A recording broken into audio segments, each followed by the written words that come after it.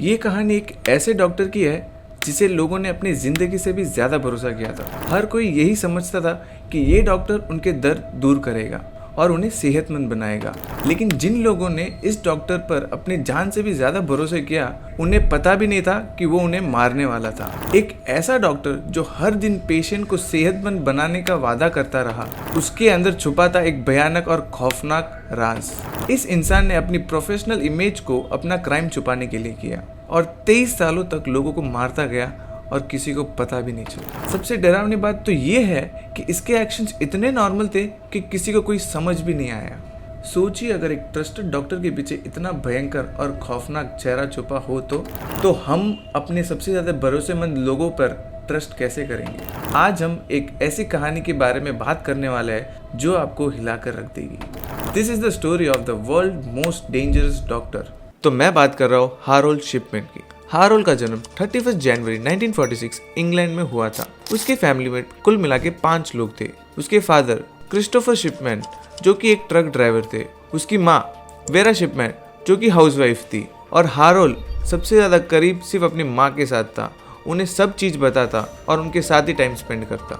लेकिन जो चीज़ हारोल्ड को अलग बनाती है वो है उसकी माँ का दर्द और उसकी मौत। 1963 में जब उसकी माँ को लंग कैंसर हो गया था, हारोल्ड ने अपनी माँ को दर्द से जूझते हुए देखा एंड वो बात उसके लिए बहुत ही ज़्यादा शॉकिंग थी।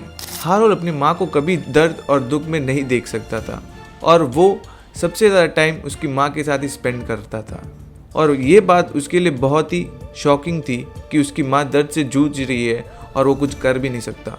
हारोल्ड की माँ का जब ट्रीटमेंट चल रहा था तो डॉक्टर अक्सर उन्हें पेन किलर के रूप पे मॉर्फिन देते, जो कि एक ड्रग है। मॉर्फिन देने के बाद उनका पेन तो चले जाता, मगर अगली सुबह उनका पूरा पेन फिर से आ जाता, और ये बात हारोल्ड ने अपने दिमाग में बैठा दी थी। उसे लगा कि डॉक्टर के पास इतना पावर होता है कि किसी की मौत और किसी का दर्द दोनों कंट्रोल कर सकते हैं। इसलिए हारोल्ड ने अपने मेडिकल करियर की शुरुआत की। हारोल्ड को लगा कि डॉक्टर बनकर वो कितने लोगों का दर्द और मौत को कंट्रोल कर सकता है, और इसी वजह से डॉक्टर बनकर उसने कई जनों को मारना शुरू किया। और इस चीज़ से हारोल्ड को बहुत ज़्यादा सुकून मिलता था। उसे यही लगता था कि वो उनका दर्द दूर कर सकता है या फिर उनको मार सकता है। उसकी माँ के मौत के बाद हारोल्ड ने अपना एजुकेशन बहुत ही सीरियस लिया एंड 1966 में यूनिवर्सिटी मेडिकल स्कूल से अपने डॉक्टर की डिग्री हासिल की और डॉक्टर बन गया, और 1970s में अपने करियर की शुरुआत की। 1974 में हारोल्ड को टॉर्मोडेंट में एक डॉक्टर की जॉब मिल गई थी। यहाँ पर हारोल्ड ने अपनी पहली प्रैक्टिस शुरू की थी और पेशेंट्स के बीच केयरिंग डॉक्टर के रूप में जाना गया था। हारोल्ड की एक ऐसी वजह जब सामने आई जब वो अपने पेशेंट्स को धीरे धीरे मारता गया। हारोल्ड को अपने पेशेंट्स के बीच में ज्यादा ही ट्रस्ट मिल गया था क्योंकि वो सबको दोस्त की तरह रखता था, लेकिन जो लोग हारोल्ड के ऊपर ट्रस्ट कर रहे थे वो उन्हें ही मार रहा था। 1980s के एंड तक हारोल्ड अपने विक्टिम्स को मॉर्फिन और दूसरे ड्रग्स देकर मार देता था, और उनकी मौत को वो नेचुरल कॉज में दिखा देता था। या फिर उसकी फैमिली वाले अगर पूछते हैं कि इनकी मौत कैसे हुई तो वो 2 रीज़न देता। एक, उनकी एज हो गई थी, या फिर दूसरी, उनको बता देता कि इनकी नेचुरल डेथ हो गई है।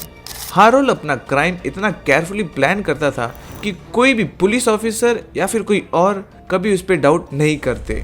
हारोल्ड की फैमिली काफ़ी नॉर्मल दिखाई देती थी। 1967 में हारोल्ड की शादी प्रिमरोज में से हुई थी जो कि एक नर्स थी, और उसकी नॉर्मल फैमिली एक मास्क की तरह थी जो उसके डार्क सीक्रेट्स छुपा रही थी। हारोल्ड को अपना पेशेंट्स का इतना ट्रस्ट मिल गया था और वो एक रिस्पॉन्सिबल डॉक्टर की तरह काम कर रहा था, लेकिन अपनी फैमिली का लविंग और केयरिंग नेचर के बावजूद हारोल्ड की जिंदगी में एक अंधेरा था जो कि धीरे धीरे उसके अंदर बढ़ रहा था। हारोल्ड के अपने काम के दौरान डार्क और वायलेंट पर्सनैलिटी डेवलप हो गई थी जो बाद में जाके उसके क्राइम का कारण बनी। माना जाता है कि हारोल्ड ने 1988 तक 200 से भी ज्यादा लोगों को मार दिया था, लेकिन जून 24, 1998 में हारोल्ड से सबसे बड़ी गलती हो गई थी। कैथलीन जो 81 ईयर्स की एक हेल्दी वुमेन थी, उसकी मौत हो गई, मगर वो एक मौत नहीं थी, उसे मारा गया था।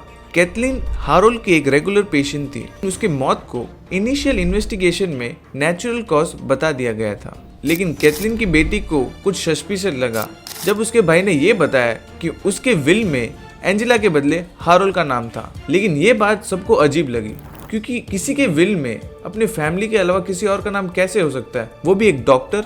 और इसी कारण इस केस पे फिर से इन्वेस्टिगेशन शुरू कर दी जाती है।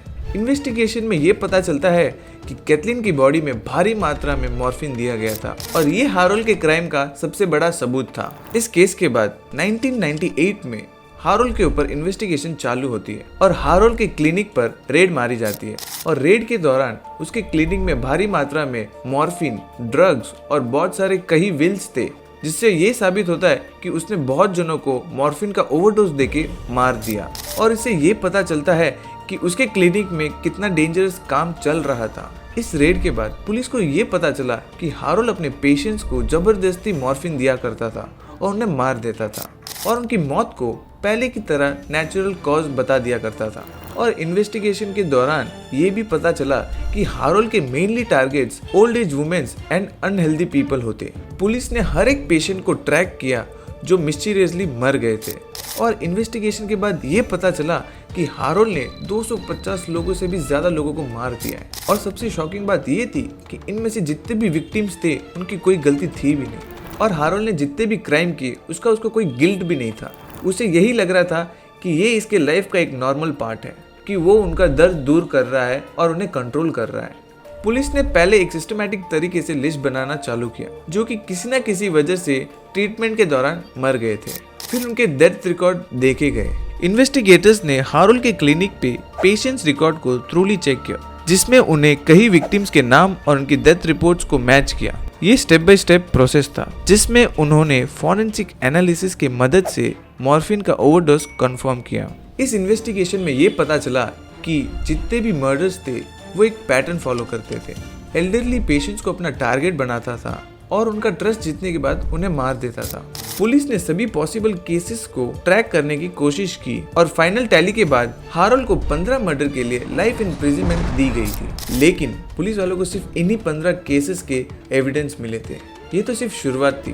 पुलिस ने ये बताया कि इसने कई मर्डर किए मगर उनके एविडेंस उन्हें नहीं मिले थे, इसलिए उसको 15 मर्डर के लिए सजा मिली थी। हारोल्ड ने जो किया वो एक ट्रस्टेड डॉक्टर के लिए इतना शॉकिंग था कि पूरा इंग्लैंड हिल गया था। इस केस ने लोगों का डॉक्टर के ऊपर ट्रस्ट तोड़ दिया था। ये ट्रायल एक रिमाइंडर था किस तरह एक इंसान अपने पोजीशन और पावर के मिसयूज करके कितनी जिंदगियां बर्बाद कर सकता था। लेकिन 13 जनवरी 2004 हारोल्ड ने जेल में सुसाइड कर दिया था। लोग चाहते थे कि जैसे हारोल्ड ने लोगों को मारा था वैसे ही उसकी मौत हो। हारोल्ड का केस एक ऐसी वार्निंग देता है कि हमें किसी भी डॉक्टर के ऊपर ब्लाइंड ट्रस्ट नहीं करना चाहिए। हारोल्ड के इस केस के बाद दुनिया भर में जितने भी डॉक्टर्स थे उनके ऊपर से ट्रस्ट उड़ गया था। ये कहानी आज भी इंसानों को ये याद दिलाती है कि जो लोग आपके साथ है वो कभी भी आपके दुश्मन बन सकते हैं। हारोल्ड की ये स्टोरी हमेशा के लिए हमारे दिमाग में एक लेसन की तरह बन जाएगी कि हमें लोगों के ऊपर ब्लाइंड ट्रस्ट नहीं करना चाहिए। अगर ये कहानी आपको अच्छी लगी हो तो लाइक करें, शेयर करें और सब्सक्राइब करें और हमें ये बताएं कि आपको नेक्स्ट वीडियो किस बारे में चाहिए कमेंट सेक्शन में। धन्यवाद।